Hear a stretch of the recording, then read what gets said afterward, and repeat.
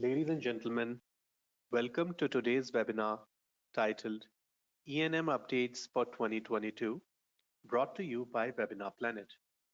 This webinar will be presented by industry expert Lynn M. Edrinin, and it will be recorded to purchase later in the form of DVD, transcript, flash drive, and digital download. If you wish to ask questions during the webinar, please type it in the question box and it will be later answered by the speaker during the Q&A session. Lynn, welcome to the program. We are now ready to begin. Thank you. Hi, everybody. Welcome to today's webinar.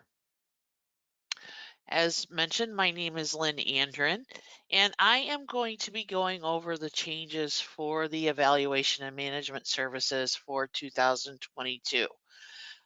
We're going to actually start out today's presentation going through the changes that were made through the year to the evaluation and management office and outpatient services. There were two different times in which the AMA made revisions to those documentation guidelines. One was in March and the second one was in September. And of course, because they were posted as erratas, however, those changes now are showing up in the 2022 CPT. So we want to go through those first. We're then going to go through the actual changes that have occurred for 2022 to evaluation and management.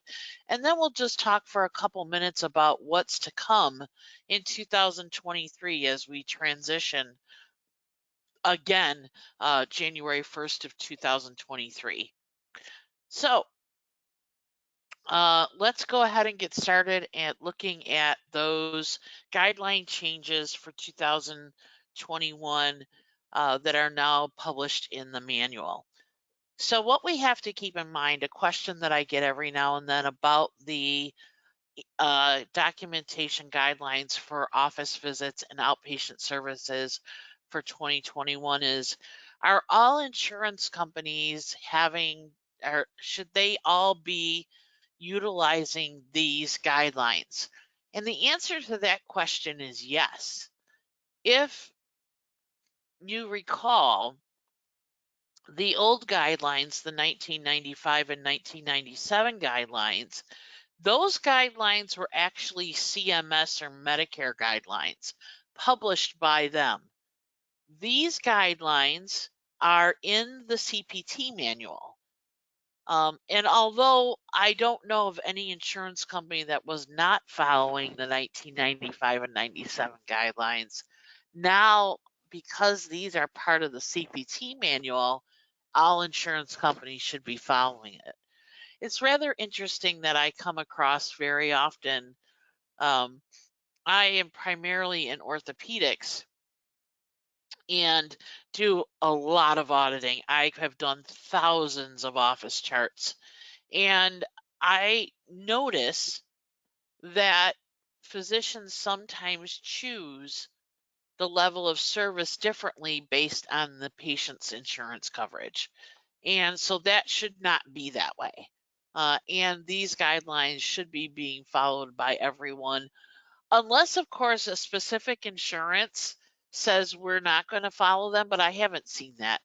And if anything, I've seen insurance companies say they are following these, but they all should be based on CPT. All right, so let's look at the just a couple of things they've added.